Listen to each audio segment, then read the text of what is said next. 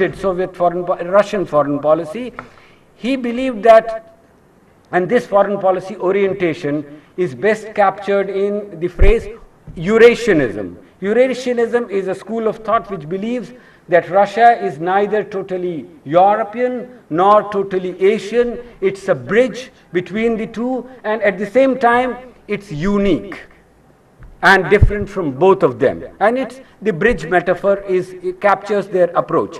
So having good relations with both Europe and Asia, and particularly with the CIS countries, the near abroad, and with the traditional Soviet allies like India or even Iran and China. So reorientation, refocusing of Soviet foreign policy, it is generally believed, 1996 onwards we see that. The fact that Soviet Russia was not very happy with the type of help that the West and US, they had believed that something like a Marshall Plan will be launched and their economic and technological revival will be helped in a big way by the West, which did not come about.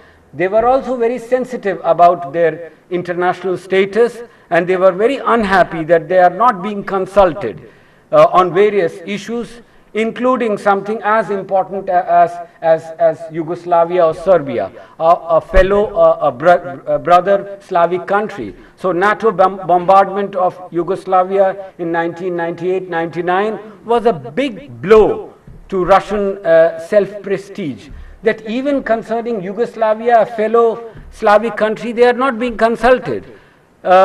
Then NATO expansion. They were given to believe in early 1990s that NATO, and after the disbanding of Warsaw Pact, they were given to believe that NATO perhaps will in course of time become irrelevant or maybe will go into oblivion. But now NATO was not only reconsolidated, its agenda was redefined, its area of operation was redefined, and now they were not averse to making members from the erstwhile Warsaw Pact members of NATO. They, one by one, they started becoming members of NATO. And so this was again something which was not liked by the Russians. So all these factors and many others led to a rupture between Russia and West and US, and also a reorientation of Russia's policy towards Asia in general, and especially towards China and India. So 2000 we see Putin coming to India, and strategic partnership agreement being signed, and after that, but even before that, one point that I would like to emphasize is the 1993 visit by Yeltsin, which was a much delayed visit, and some of the problems between Russia and India were renegotiated, the rupee-ruble trade problem or many of the other problems. But 1994, when Narasimha Rao went to Moscow, that was a visit which is not fully appreciated many a times. It was also important because of this Moscow declaration on the protection of interest of pluralist states. And my understanding is that this is very critical and central to understanding why Russia and India have similar worldviews or see eye to eye on many of the global issues. Now in this they talked about common interest in maintaining unity in diversity, both being multi-ethnic, multi-religious, multinational society, and Russians are not averse to calling themselves a multinational state. Their constitution calls them a multinational state. So they believe that both India and Russia are very diverse and pluralist societies, and accommodating the aspiration of these diverse nationalities is one of the major challenges for both these diverse, pluralist, multinational societies. And here they can learn from each other. When Putin came to India in year 2000, he addressed, I'll take 5 minutes, but no less. He addressed the Indian Parliament, and there he said, and I can't quote, but I can paraphrase it. He said that both being very diverse and pluralist countries can learn from each other's experience, and in this regard he said Russia especially can learn from India's federal experience, the various ways in which Indian political system accommodates its diversity and pluralism. So that, I believe, is the common or similar historical and civilizational experience of the two countries is what really brings them together. And since then, the story of, in fact, many of the subsequent slides are about India-Russia relations, which I am not going to discuss. But we know a lot. We all Indians know how India-Russia, or before that Indo-Soviet relations flourished. So I don't need to take various details, tell you about the various details, especially in the defense field, where the cooperation is not just buyer-seller relationship. It is much beyond that. Common development of various weapon systems, common deployment and common, in fact now they are even planning to export, jointly export and develop, whether it is BrahMos, whether it is GLaNOS system, whether it is 5th generation fighter aircraft or multi-use transport vehicles or transport aircraft, all that they are jointly developing and jointly producing. So it's a much more and very, very deep and intensive defense cooperation relationship in many other fields also. Now the point that I would like to make at the end is how during the last 2 or 3 years or maybe longer, Russia is once again reorienting its policy in South Asia, mainly because of considerations like Afghanistan, but not just because of that. Russia believes that Pakistan is a leading state in the Islamic world, OIC, and Russia is an observer at OIC. India is not. India is still not a member or neither an observer in the Islamic conference of, yes, Russia is one. So Pakistan is a very important player in that organization. Now Pakistan being a nuclear armed state, the only Muslim country to have nuclear weapons, again adds to its importance. Pakistan is also critical to any settlement in Afghanistan.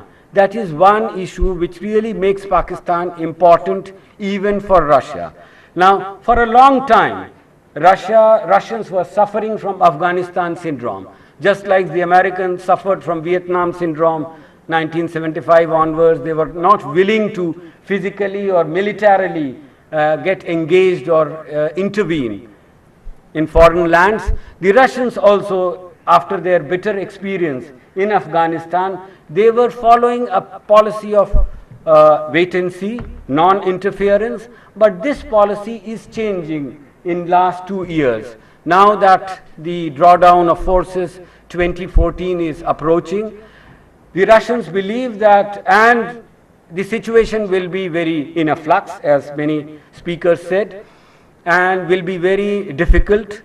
Afghanistan is important to the Russians also because there is Central Asia, their backyard or near abroad, and the developments in Central Asia, in Tajikistan or Uzbekistan or Kazakhstan, which is an immediate neighbor of Russia, has implications for North Caucasus, which is on the other side of the Caspian Sea, between Caspian and Black Sea.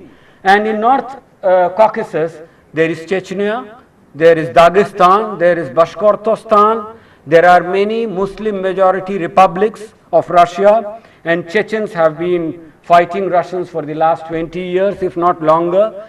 Chechen separatism has been one of the major challenges for Russia's internal security and external policy as well. So Chechnya, Chechen separatists, the help that they got, in fact, the Taliban were one of the governments who recognized the independence of Chechnya. So Taliban, Al-Qaeda, the fact that Pakistan has been largely supportive of movements and ideologies which are adversarial to Russia, Islamic or religious extremism or movements or ideologies like Al-Qaeda or Taliban,